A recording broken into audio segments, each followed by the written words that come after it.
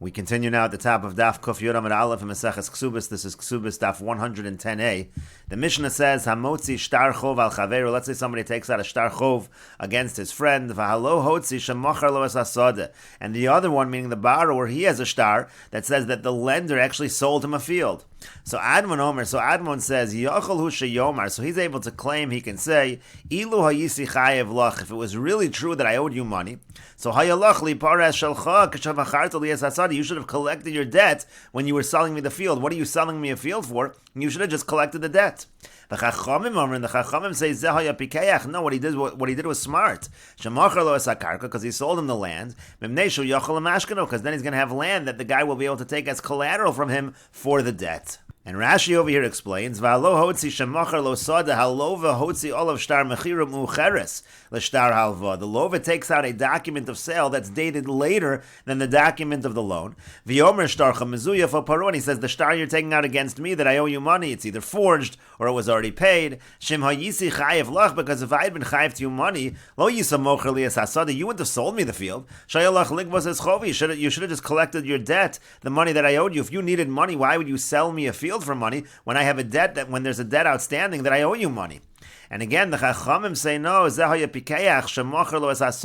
this guy was smart to sell him the field. Because what's the guy doing? He's hiding all of his movable objects. So he has no way of taking a collateral for the loan. Now that the guy has property, he'll be able to collect the karka for that loan. And the Gemara says, "My time with the Rabbanan, Shapir Kamar Admon." What's the reason of the Rabbanan? Isn't Admon saying correctly that again a person's not going to sell a field to somebody who owes him money? And the Gemara explains, if we're talking about in a location, let's say it's a place where the custom is first you give the money, and then you write up the document, then you write the shtar for the piece of land. So there's no argument. There the lover really does have a claim, because he could say, look, if I was going to give you the money before I got the document for the land, so you should have just taken the money and said you're taking it for a debt and not giving me the land at all. The fact that you gave me the land shows there must not have been a debt. The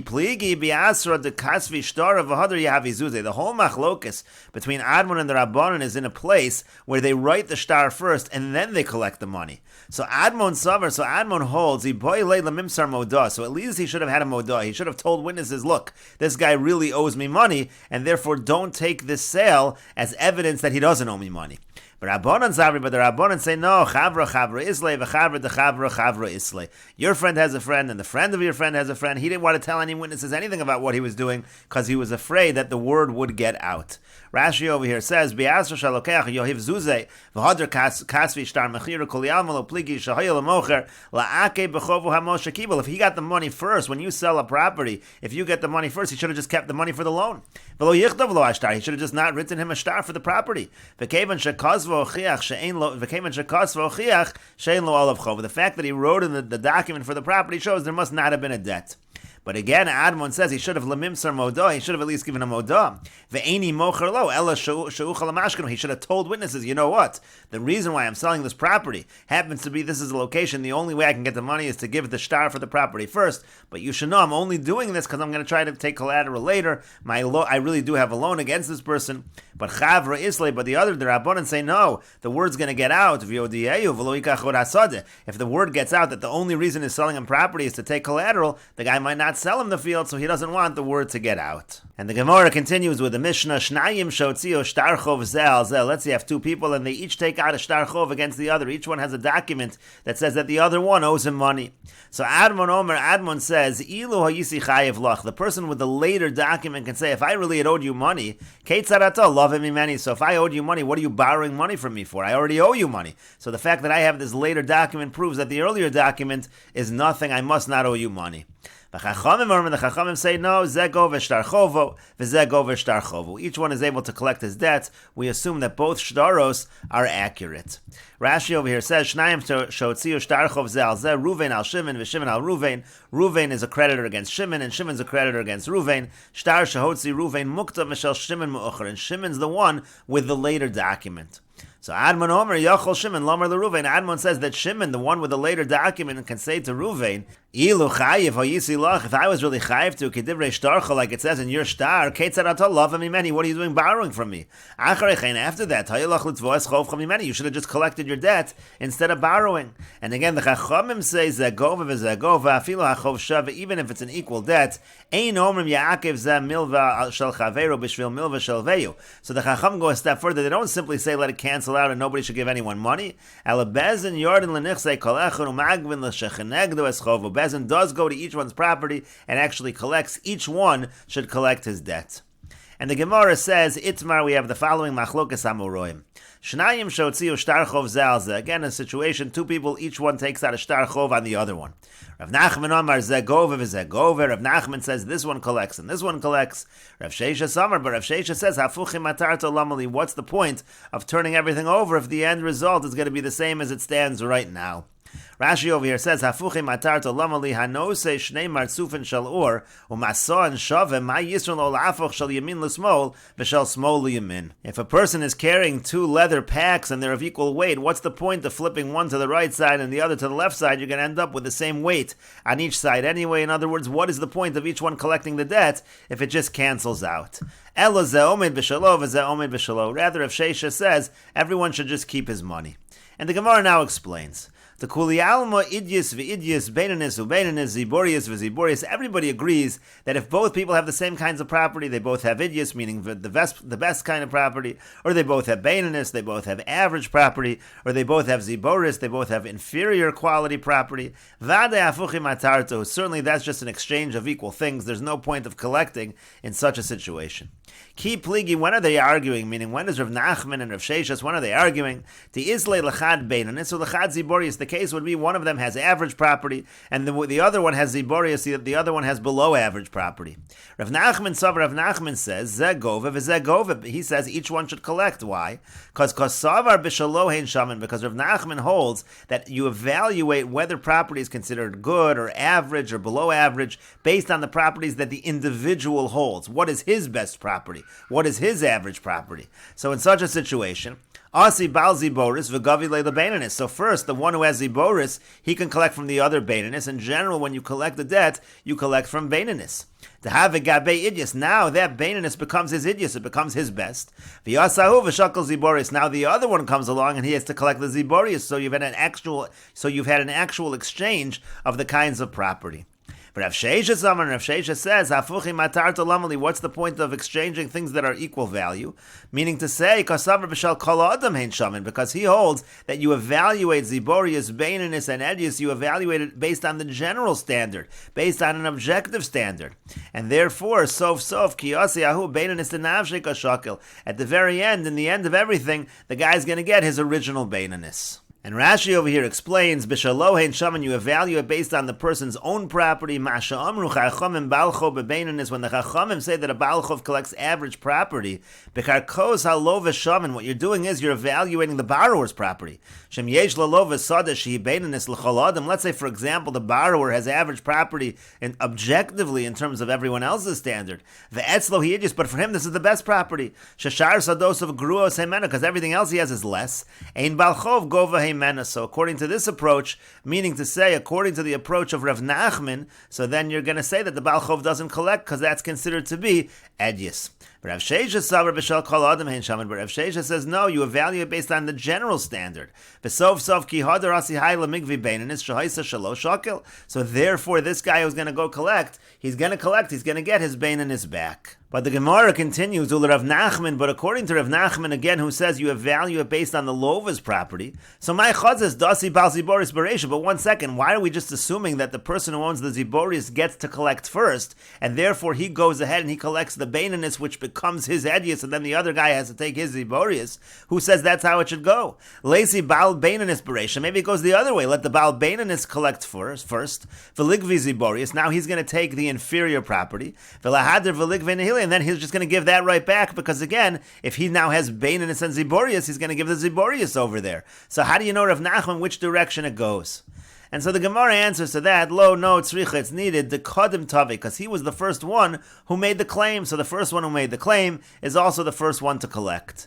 But the Gemara says that's not true. Sof ki asu l'mikvi b'hadei adadi ka'asu. No, at the end of the day, when they actually go to court, they're collecting at the same time, because one person makes the claim, the other makes the counterclaim, and the Bezin is ruling at the same time. And so the Gemara says, you're right, we have to come up with another scenario where it makes a difference. Ella rather, lo no tzricha, it's needed, the isle lachad idyus ubeinanis. The case is that one of them has idyus and beinanis. He has excellent property and he has average property. V'isle lachad ziborius, and the other one he has ziborius, he has inferior property. And so therefore it is going to matter. So Mar Savar b'shaloe and Shaman. One says you evaluate it based on the property that each lova has. Mar Savar b'shal kol adam hein Shaman. And the other one says no, we simply evaluate it according to a general standard. And Rashi over here explains, Sof, ki asu l'mikveh b'hadei adadi asu, again, aren't they collecting basically at the same time? Sharei shnein hotziu shtarosein bebezin, because both of them have taken out their documents in court, and at the time of collection, it's going to be equal. And the Gemara says, Mar savar b'shalohein shaman. So one of them holds, again, we're talking where one has edius and beinanis, and the other one has ziborius, so one of them holds, we evaluate based on what the person has. V'lav afuche matartu, and in that situation, it's not going to be an equal exchange. To be manav shach ika rav because no matter what you do, no matter who collects first, the person who has the ziborius is going to gain. Why? Because let's say the other person, he collects first, v'gabe ika v'gavi, and he collects first. So ika gabe idyus ubeinanis v'ziborius. So now the guy who had the idyus and beinanis collects the ziborius. Now he's got all three. Umagvi leich beinanis. Now he's got to give the other one beinanis. So that guy gained. He got rid of his ziborius and he exchanged it for beinanis. V'iyu kadim. Now let's say the guy with ziborius collects first, v'gavi, and he collects. So beinanis have a gabe. So then what's going to end up happening is he's going to collect the beinanis, and that becomes by him idius. That turns into his best. Umagvi l'chavre ziborius, and again he's going to be able to get rid of his ziborius. So in both scenarios, no matter who collects first, the guy with the ziborius will essentially be able to exchange his ziborius for beinanis, and that's why if you hold b'shalo hein shaman, you're going to have both sides collect. Whereas if you hold b'shal kol adam hein shaman, that you just go by a general standard, then there's no point in collecting because the beinanis will just go back and forth, and everyone will end up where they started. And the Gemara continues, Tanan, we learned in our Mishnah, v'chachamim omrim, that the chachamim say, zegova v'zegova, that in this case, when they both have shtaros against each other, so each one is going to collect. And Rashi over here says, Tanan, zegova v'zegova, hinami dislu l'rabbanan sheshneim ashtaros ksherim. So granted, the Rabbanan hold both documents are kosher. There was a machlokas in the Mishnah, whether both documents are kosher, or whether you assume the first document is not kosher. But still, yamud zeh b'shalov v'zeh b'shalov, but according to the Rabbanan, let everyone just keep their own property. But the Rabbanan do say that everyone collects. That sounds like it's not an equal exchange, and therefore it sounds like the Rabbanan in our Mishnah are saying that we evaluate based on the person's property. So again, in such a situation, it's possible that it's not an exact exchange, and that would be a support for Rav Nachman's opinion. And the Gemara continues, Tirgama Rav Nachman aliba de Rav Sheshes. So Rav Nachman answers on behalf of Rav Sheshes as follows. Even if you hold like Rav Sheshes that we go by a general standard, so what's the point of both of them collecting? Very simple. Kagon shelo vezel le'eser vezel lechamesh. One of them has a loan that's a 10-year loan. The other has a 5-year loan, so it makes perfect sense because the person wants to keep the money a little bit longer. But the Gemara clarifies, Hey Chidami, what exactly is the case? If you're going to say that the person who has the earlier document, it's a 10-year loan, and the person with the second document has a 5-year loan, so then Admon's not going to make any sense. So now in this particular case, the guy's going to say, well, if I was chayiv to you money, why are you borrowing from me? But what do you mean, why are you borrowing from me? Maybe the due date is not here yet. In other words, the first person lent him money for 10 years, and now it's not 10 years yet, it's only 5 years. Now that first person needs money, so it makes perfect sense that he'll borrow money from the second person because it's not time to collect. So if you're going to say there are different due dates, there are different times when these debts are going to be collected, then Admon's argument doesn't make sense. So rather, what are you going to say? So you'll say the first person had a 5-year loan, and the second person, he's got the 10-year loan. The later loan is a 10-year loan. So still it doesn't make sense. Hey Chidami, what exactly is the case over here? Again, if already the date has come, so then my time of the Rabbanan, in other words, if the first person already his time to collect has already arrived. So then the Rabbanan don't make any sense. Of course, he should not have borrowed money if the person that he's borrowing money from owed him money. Vida lo madazimne, if the time to collect is not yet on the first loan. So again, the same thing. Halo madazimne, he couldn't collect, so that's why he borrowed money from the guy, even though the guy he borrowed from happens to be owed him money, but it wasn't yet the time to collect. My time of the Admon, and therefore we wouldn't understand the reason of Admon. So how do we come up with a case over here where the Machlokas Rabbanon and Admon makes sense, and at the same time, not only that, it also makes sense that they would exchange and they would both collect according to the Rabbanon. And so the Gemara says, Lo no tzricha, we need the Mishnah in the following situation. The Yasa Bahu Yoma de Mishlam Chamish. What happens is that he's coming on the very last day of the 5 years. So if he's coming on the last day of the 5 years, he can't yet collect today. He actually has to wait till tomorrow, and he needs money right now. So Mar Savar Avidinish de Yazav L'Yomei. One holds that a person will sometimes borrow just for one day. So therefore it makes sense that he would borrow from someone who owed him money, because the person doesn't owe him money till tomorrow, and he wants to borrow right now. And that would be the opinion of the Rabbanan. Umar Savar, but Admon says, Lo Avidinish de Yazav L'Yomei. No one's going to borrow just for one day, and therefore the person can claim, he can say, if that debt that you had against me was real, you would have never borrowed from me. And the Gemara continues with another approach to understanding our Mishnah. Rami Bar Chama says, Hacha b'yasme askinon. Here in the Mishnah we're talking about where one side is Yisomim. The creditor, the original creditor, died, and now the Yorshim, his Yisomim, are coming to collect. The Yasma Migva Gavai, because the Yisomim are able to collect their debt, but Agvuye lo magvina minaya, but we don't collect from Yisomim. So really what the Mishnah means to say is that if both creditors were alive, so yes, they would both collect from one another, maybe it would cancel out. But here where one of them died, so the halacha is the metaltalin of Yisomim, they are not mishubid. You can't collect from the metaltalin of Yisomim, and so therefore again, you can't collect from the Yisomim, but the Yisomim can collect from the other individual. And the Gemara asks on Rami Bar Chama, Katani, what are you talking about? The wording of the Mishnah is this side collects and that side collects. They both collect. Here you're saying that you don't collect from the Yisomim. And so the Gemara answers, no, it means to say Zegove, this side collects, V'zeh Roy Ligvos, and this one in theory could have collected, but cannot collect because it's from Yisomim. V'yein he's not going to be able to collect because it's Yisomim, it's not the original creditor. And the Gemara says, Amar Rava, Rava says, Shtei Teshuvos B'davar. I have two responses to your answer, Rami Bar Chama. I reject your answer for two reasons. Chada, number one, the Zegova v'Zegova Katani. It says clearly this one collects and that one collects. They are both collecting. You can't say only one side collects. V'yoden further, there's a simple solution. Ligvinu arali asme. All you have to do is give land to the Yisomim, meaning when the Yisomim are collecting, let them collect land. V'lahadr v'ligvinu minayu. And then you could go ahead and collect the land from them because it's only the metaltalin of the Yisomim, the movable objects of Yisomim that you can't collect. It doesn't apply to land. The Gemara says, Kid Rav Nachman, like Rav Nachman says, the Yomer of Nachman, Amar Rabbi Bar Avua, because Rav Nachman said that Rabbi Bar Avua said, Yisomim shagavu karka b'chovas avian, that if Yisomim collect land for the debt of their father, so Baal Chov, Chozer v'govo, son mehen, so the Baal Chov can now collect that land from them. So there is a simple solution for the other Baal Chov. He should just give them land and then collect it right back. And the Gemara says to that, Kasha, indeed, these questions of Rava are difficult for Rami Bar Chama. And the Gemara continues, V'lukma di'islahu liyasmi ziborius, v'islei l'didei ed yisubeinanis. But we have another way we can understand the answer. Let us say that the Yisomim, they have ziborius, they have inferior property. And let's say that the other creditor, he has idius and beinanis, he has good quality property and an average quality property.